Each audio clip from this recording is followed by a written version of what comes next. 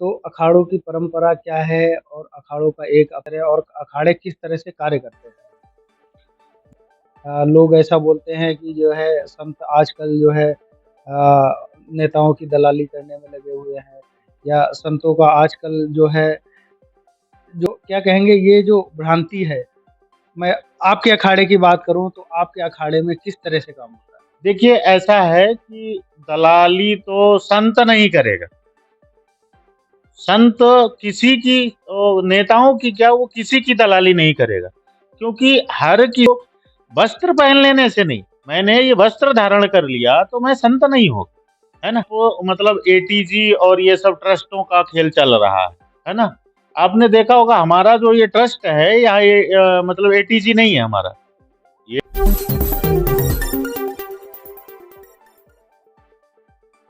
नमस्कार दोस्तों, मैं सचिन। आज हमारे साथ हैं महंत सूर्यांश मुनि जी, जो कि बड़े अखाड़े के महंत हैं और यहाँ हरिद्वार का सारा प्रभारी देखते हैं। महंत जी, क्या कहेंगे जो अखाड़ों की बात की जाए, क्योंकि बड़ा अखाड़ा अपने आप में जो 13 अखाड़े हैं उनमें लीड करता है, तो अखाड़ों की परंपरा क्या है और अखाड़ों का एक अपना जो संविधान है, क्या कहेंगे ये अखाड़ों जो हमारे दर्शक हैं, उनको किस तरह से आप समझाएँगे कि अखाड़ों का संविधान किस तरह और अखाड़े किस तरह से कार्य करते हैं? जो हमारा पहले तो सभी दर्शकों को राम राम। जय श्री कृष्णा। जो अखाड़े का जो मेमोरेंडम है वो मतलब जैसे एक संविधान है ना इस देश का, ऐसे ही अखाड़ों का संविधान है ना? हमारे श्री पंचायती उदासीन बड़े अखाड़े में 4 मुखिया महंत, मतलब 4 महंत और वो होते हैं 4 पंगतें हैं, उत्तर, दक्षिण, पूर्व, पश्चिम। तो 4 पंगतों के 4 महंत हैं, उनमें से बारी-बारी से करके एक श्री महंत होते हैं जो पूरे अखाड़ा के मतलब समूल उसके श्री महंत होते हैं, जिनको हम लोग बोलते हैं कि ये श्री महंत है। हाँ जी। तो अभी हमारा स्थान हरिद्वार में है। जो मुख्यालय है वो है कीटगंज प्रयागराज में, और यहाँ है हरिद्वार में, उज्जैन में है, नासिक में है, कुरुक्षेत्र में है, वृंदावन में है, और बिहार में कई जगह है, और गया जी में है। बिहार में कई जगह हैं, और पंजाब में कई हैं। तो ऐसे ही हर प्रांत में है। और मैं तो ये कहूँगा कि मेरा जो मकान है उदासीन बड़े अखाड़े से जुड़े हुए, वो कोई ऐसा जिला नहीं है जिसमें 2-3 ना हों। और यहाँ पर जो यहाँ की हमारी व्यवस्था है, और हर जगह लगभग हम विद्यालय, मतलब मुफ्त शिक्षा, मुफ्त औषधि, और आए गए भक्तों की सेवा, और हमारी ही जमात उदासीन बड़े अखाड़े की जमात अभी है जो चल रही है, बाकी सारे अखाड़ों की जमात लगभग बंद हो चुकी है। महाराज जी, क्या कहेंगे जो अगर हम बड़े अखाड़े की बात करें, तो बड़े अखाड़े के द्वारा तरह-तरह के कार्य किए जाते हैं समाज सेवा में, देश सेवा में। कहीं आपदा आती है, कुछ भी आती है तो आप लोग बढ़-चढ़ के हिस्सा लेते हैं, आगे आके लोगों की जो है हेल्प करते हैं। कई जगह आपके स्वास्थ्य शिविर भी चलते रहते हैं।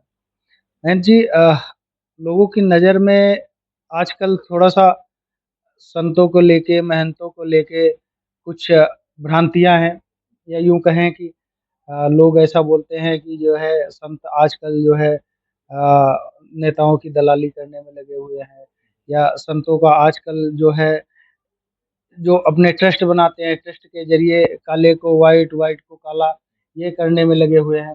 तो क्या कहेंगे ये जो भ्रांति है, मैं आपके अखाड़े की बात करूँ तो आपके अखाड़े में किस तरह से काम होता है? देखिए, ऐसा है कि दलाली तो संत नहीं करेगा।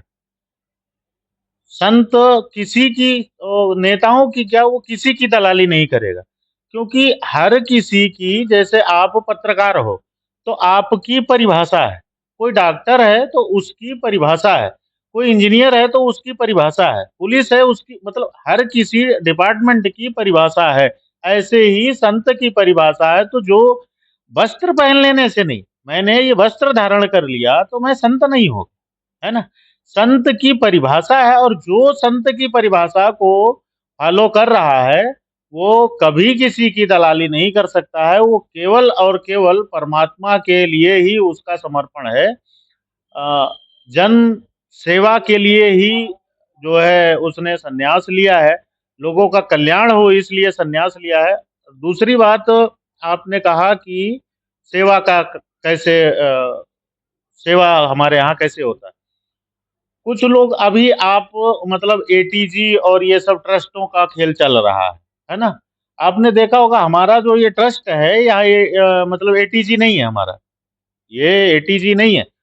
हम किसी को मतलब बड़े अमाउंट में हम वो नहीं ले सकते दान। तो हमारे यहाँ तो ये है कि जितना जिसकी श्रद्धा हो, वो अरदास हो जाती है भगवान श्री चंद्र जी के आगे और खर्चा हमारा ऐसा चलता है कि जैसे हमारे यहाँ हरिद्वार में तो 6000 बीघे ज़मीन है। तो ज़मीन, बाग मिला करके तो बाग से और ज़मीन से हमारे महात्मा हम यहाँ 4 हैं अभी। अभी यहाँ 4 हैं, तो यहाँ आने से पहले मैं फेरूपुर में था, यहाँ से 10 किलोमीटर दूर। वहाँ आपको मैं बताऊँ कि सुबह साढ़े 7 बजे खेत में आपको पहुँच जाना होता है क्योंकि पौने 8 बजे तक आपकी लेबर आ जाएगी और अगर आप नहीं पहुँचोगे तो वो 2 घंटा अब 100-100 लेबर लगी है, 150 150 लेबर लगी है। अगर आप नहीं पहुँचोगे 2 घंटा भी आपकी लेबर बैठ गई तो बहुत बड़ा नुकसान हो जाएगा। 2 घंटे अगर मान लो 100 लेबर का भी 2 घंटे का वो रेशियो निकाला जाए तो बहुत नुकसान हो जाए। महात्मा खेतों में हमारे खड़े रहते हैं, चाहे धूप हो, गर्मी हो, बरसात हो, खेती करते हैं, उसी से चल रहा है और हम जगह-जगह अन्नदान भी करते हैं और कुंभ में तो आप देखते हैं कि भंडारे हम मतलब कोई भी आए पाए, सभी भगत-जगत अपने आते हैं, तो इस तरह से कार्य चल रहा है। बाकी अभी जैसे सर्दियाँ आ रही हैं, तो इसमें हम लगभग 1 करोड़ के आसपास का कंबल भी बाँटेंगे। यहाँ गाँव में हर जगह मिला के संत निवास है, गौशाला है, गौ सेवा भी हो रही है और हम उसके नाम पे किसी से चंदा नहीं लेते। आपने किसी को ये कहते नहीं सुना होगा कि उदासी बड़े अखाड़े के संत किसी के दरवाज़ा खटखटा करके कहीं चंदा मतलब या रसीद काट रहे हों, ऐसा करके नहीं है। अभी उत्तराखंड में जो है बड़ी आपदा का वो मतलब प्रभावित रहे लोग, उत्तरकाशी में लोग बहुत प्रभावित रहे उससे और मुख्यमंत्री जी से हम लोग मिले, उसमें उनको 34 लाख रुपए वन पे मतलब दिया चेकों के माध्यम से। हम मैं और मतलब मेरा अखाड़ा और अखाड़ा परिषद के अध्यक्ष रविंद्र पुरी जी महाराज महानिर्वाणी अखाड़े के, उन्होंने हमारे मंडलेश्वर भी शामिल रहे उसमें और मतलब संतों के द्वारा ही। तो जितना भी सहयोग हमसे हो सकता है, हमसे क्या संतों से जो हो सकता है, जो संत की परिभाषा को फ़ॉलो करते हैं, वो पूरा जीवन 24 घंटे अभी क्या है मेरा फ़ोन 24 घंटे चलता है।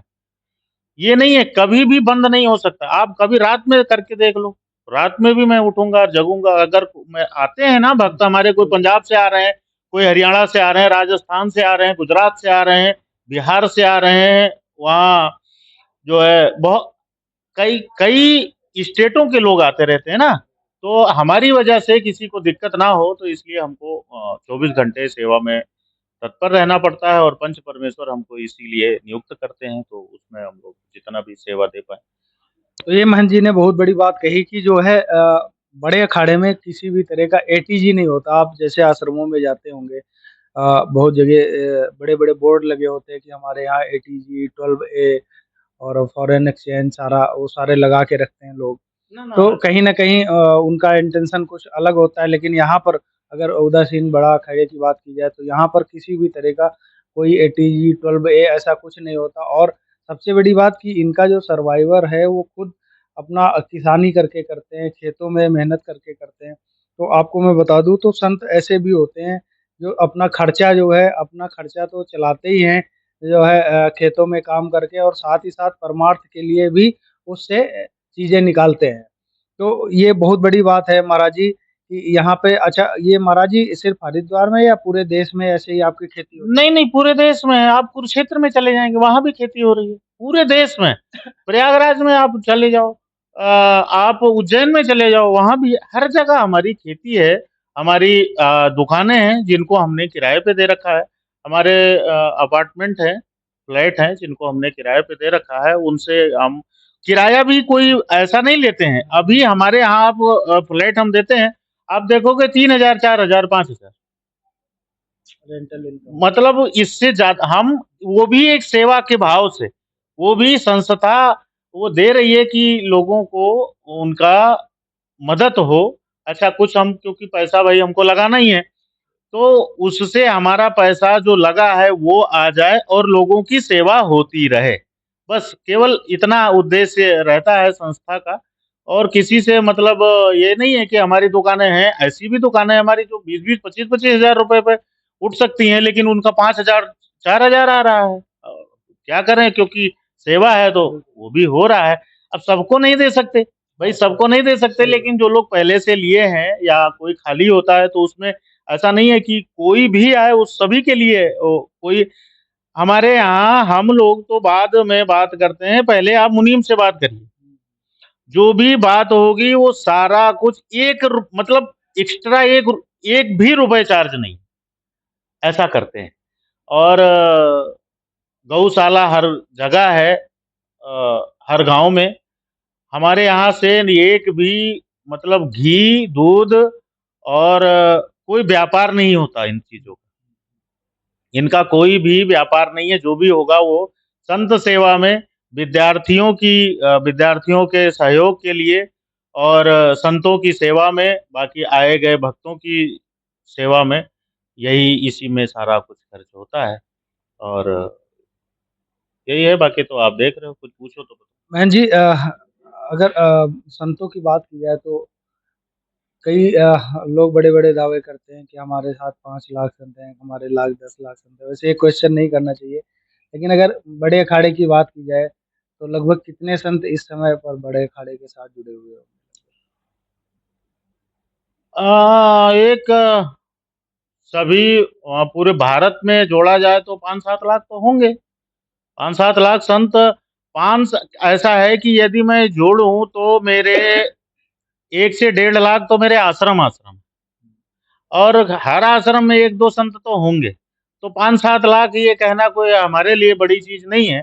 लेकिन मैं ये नहीं कहूँगा कि वो संत मेरे हैं। मैं ये नहीं कहूँगा कि वो मेरे साथ हैं। मैं उन संतों का हूँ, मैं उन संतों की सेवा के लिए हूँ और हमारा जीवन उनके सेवा के लिए है, उनके किसी भी उनको आवश्यकता जब भी पड़े हम उनके लिए समर्पित हैं। ये संस्था समर्पित है और ये संस्था भी संतों ने ही खड़ी करी। ये संस्था संतों की है। हम लोग इसीलिए जो है पंच परमेश्वर हमारी यहाँ नियुक्ति करता है कि हम पूरे भारत से आए हुए संतों की यहाँ सेवा करें। और वो हम लोग उसमें अब हो सकता है कि कमी तो कुछ न कुछ रह ही जाती होगी, लेकिन शिकायत हमारे महापुरुष ऐसे हैं कि उनसे कोई शिकायत सुनने का अवसर नहीं मिलता। बहन जी एक पर्सनल क्वेश्चन है, आप आज यहाँ पर महंत बने हैं, तो ज़ाहिर है आप एकदम से तो महंत बन नहीं गए होंगे। पहले आप संत बने होंगे, उसके बाद कहीं आप और रहे होंगे। तो क्या यात्रा रही आपकी? मैं पहले तो अब मैं साथ महात्मा बनने से पहले का तो मैं मेडिकल स्टूडेंट रहा और पढ़ाया-लिखाया वो सब छोड़ो, वो तो बीत गया उसको नहीं जी। याद करना है। अ, पहले तो मैं महात्मा बना तो गुरुजी के पास गया, तो उन्होंने कहा कि जो है संत बन के रह नहीं पाओगे।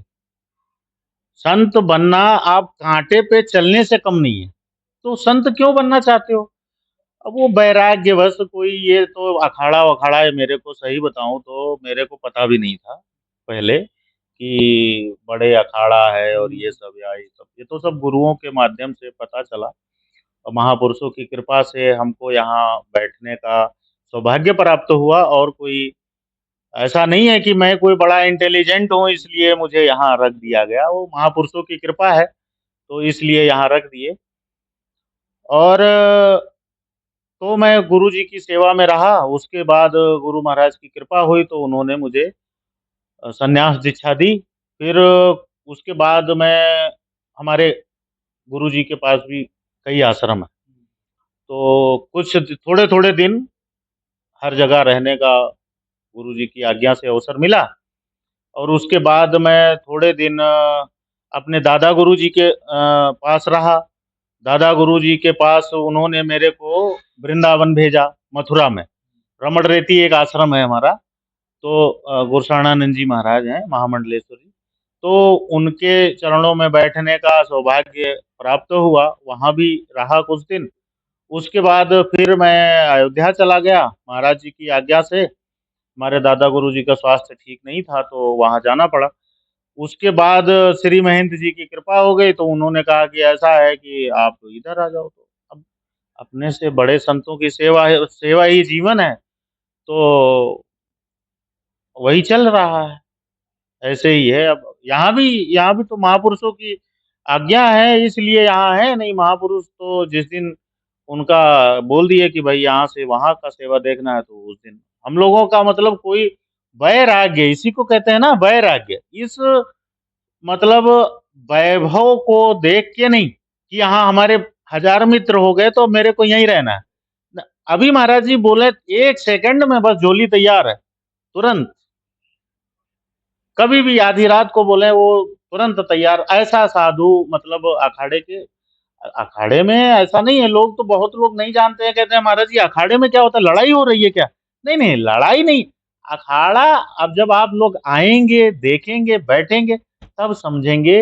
हमारे उदासीनाचार्य भगवान श्री चंद्र जी ने कहा कि चेतों नगरी तारहु गांव।